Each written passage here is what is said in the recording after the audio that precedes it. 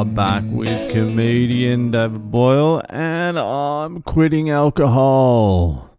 So fucking 2 days now until I get my social security fucking number sorted. I'm starting to get back into like fucking comedy mode. I have to get back on the horse. I got to start gigging again. I have to do all the other shit too. I'm going to have to fucking go on like Instagram and shit. I don't even know what my approach to Instagram is going to be. Hey, what's going on? Maybe I'll just do Boston content. Just try and get an audience in Boston, which is going to be hard being sober. Some of the fucking cunts here don't look that sober. There's not as many bars as I thought there was going to be, though. I thought there was going to be a bar on every corner like fucking New York. But I suppose people have their locals, and there are a lot of bars, come to think of it. They're just not like lined up next to each other. Well, some places they are. There's a lot of bars, there's a lot of drinkers here. Maybe I'll just do Boston content to begin with. Just like fucking the hackiest shit you can get. That's all I care about now. Fuck art. Fuck having a point of view. Fuck integrity. Fuck all of it. I am just interested in likes, followers, ticket sales. I'm ready to sell out. I don't give a fuck. Let's do it. Let's fucking do it. But I have been trying to switch my comedy brain back on because it was completely shut down. I wasn't thinking about jokes. I wasn't thinking about anything. I was just reading books about history and trying to piece that together, and that's it. And I would say about 10 days ago, I'm like, all right, I have to start thinking about bits again. Jokes, piecing things together, and slowly but surely, it's not something you can just turn back on like immediately. It has to slowly. It's like a muscle that's been atrophied. Now little bits are coming in. Like I was daydreaming today when I was driving, and I was mouthing jokes to myself. So we're starting to get there. This is like a fighter coming back after like a little bit of a fucking break, an injury. You don't just jump straight back into the ring. You got to work it out.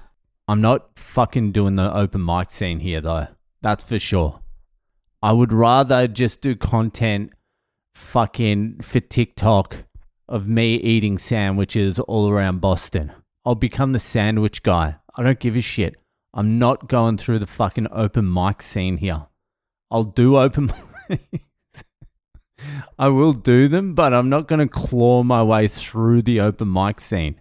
Luckily, I know a couple of people that might be able to get me in a few places. Anyway, fucking, we'll worry about that over the next fucking week or two or fucking year or two.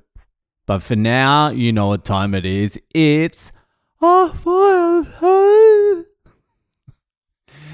So if you have a question you would like answered by one of the greatest minds of the generation or any generation, comedian, philosopher, crane operator, we're just going old school this week. Boyle, then head to my website, boylecomedy.com. I could probably promote my podcast a little bit more instead of becoming like the sandwich guy. Head to my website, boylecomedy.com. You've been there. We've all been there. There's a section there for Ask Boyle. Send in your questions while you're there. Fucking fling us a fucked up Friday. We need them. We always need them. Get there. Do it. boylecomedy.com. Anyway, let's get to this week's Ask Boyle. So, this week's Ask Boyle was sent in by a familiar fucking face of the podcast, a familiar voice, Miss fucking Jen. You'll see her in the fucking comment section of Spotify, just out there all the time. She'll be replying, she'll be liking, she'll be trashing me, trashing Zach. It's all over the shop. Anyway, here's Jen's question. Okay. I haven't asked Boyle after today's episode. I think it was the episode I did fucking about ice or some shit like that. So, provided that Americans all suddenly joined forces, I was saying Americans have to come together and fight the common enemy, which is the government. Okay, provided that Americans all suddenly joined forces and collectively got on the same page as a nation, what would our next step even be? Being a democracy, my first thought is that we would have to band together and vote out the psychopaths and morons. Trouble is, the whole government is full of psychopaths and morons. Both sides of the aisle, floor to ceiling, wall to wall, it's just psychopaths and morons. So what would our next step even be at this point? Or have we already given so much away that it's too late now to claw anything back? Well, Jennifer, you have come to the right place. For starters, just let's clear this up. You do not live in a democracy.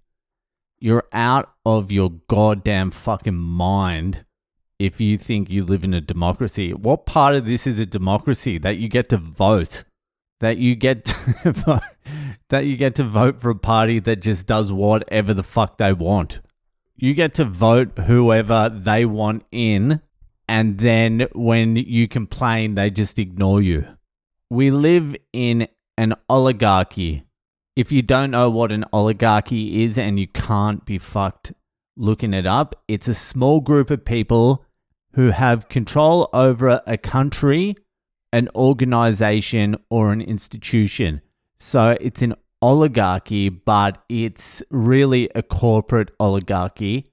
And even more than that, it's just the host nation of a corporate oligarchy that will be moving hosts in the not too distant future because they have assets stripped and laden this host with so much debt that it is insurmountable.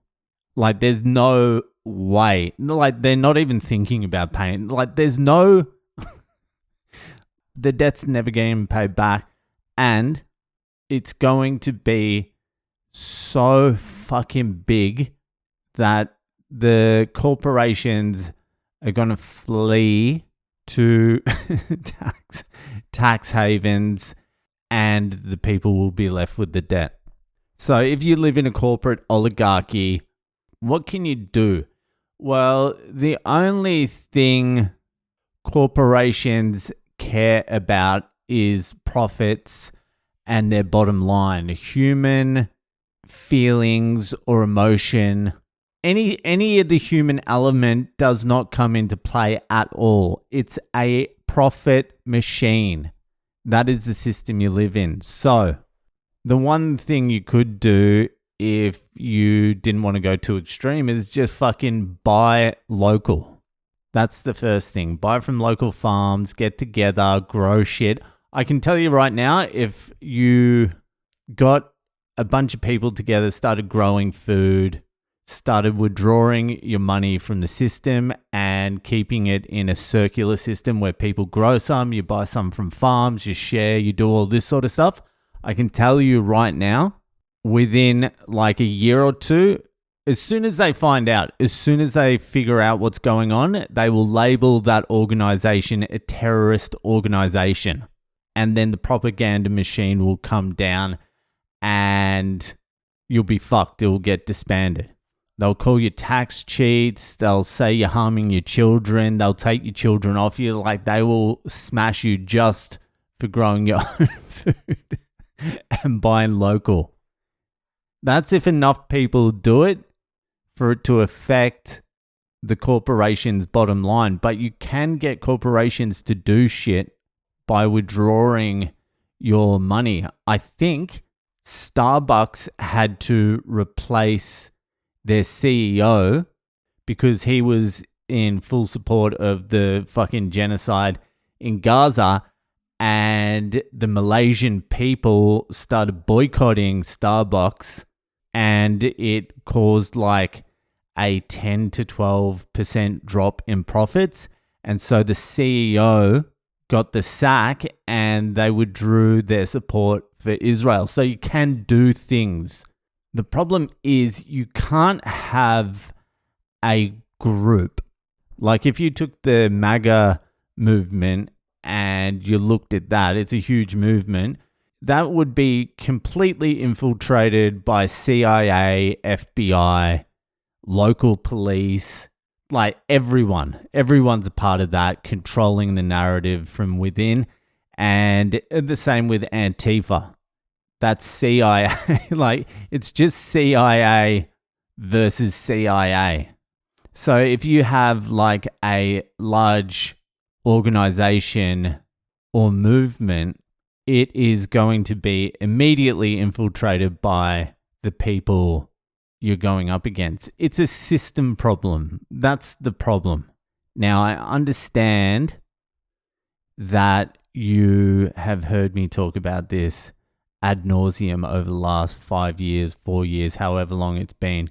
But the only, and I've looked and I've checked and I've double checked and I've done all the fucking research for you, the only thing you can do is move to a new system. You cannot change this system from within the system. And this system is fundamentally, at its core, an evil system. So everything that sprouts from it is going to be evil because it's based on a foundational lie, which is the expansion of the money supply through inflation, which is theft. It's a debt-based system that is expanding through the theft of your time and money, and the debt can never be paid back. So the theft only gets larger and larger. And when the absolute pillar of your system is theft and the guiding principle, the guiding moral principle of the system is profit, then when you look out into the world, all you're going to see is greed and evil and lying and cheating and the most fucked up shit. And that's what you see. So it's a system problem. You have to exit the system. And there's only one way to do that. And I'll continue fucking yelling about this until the day I die. The only way to exit this system is to withdraw your economic power from it and put it into a new system. And that system, and the only system that you can do that with, is Bitcoin held in self-custody cold storage. That is the only thing you'll ever own, ever. That is the only thing you will ever have that, if a gun is put to your head, you can make the decision whether you want to give it to them or not. That's a huge fucking thing. With gold, with your house, with your stocks, they can just take it from you. If a gun's held to your head and you've got fucking 20 kilos of gold, if there's 30 cunts there with guns, they just take it off you. Not with Bitcoin held in fucking cold storage. You can decide to give it to them because you don't want to die, but if you don't want to, you just take the bullet to the head and they get nothing. Now, it doesn't mean they can't steal it off you. Like, you've got to have courage to take the fucking bullet to the head, but it is the only thing that you have that decision. And it can't be printed for wars. It can't be printed to continue monopolies, to keep monopolies in place like fucking Tesla. If this was an open free market and they let the Chinese BYD electric car into the US, Tesla would be fucking insolvent within 3 weeks. The only protest there is moving to the new system. I sent people Bitcoin through the wallet. You can use that. That's untraceable money. You can pay each other using that. They can't do anything to stop you using that money. You can use Bitcoin as a store of value, and you can use it as a medium of exchange. And don't give me that shit, Bitcoin's down. When Bitcoin's 400,000 at the end of the year, don't worry about what it is in the short term. Worry about the long term. But the price of Bitcoin is like the least thing I care about. Bitcoin is the only protest. It's a non-violent protest as well. I've thought about violence against the system for almost my whole entire life.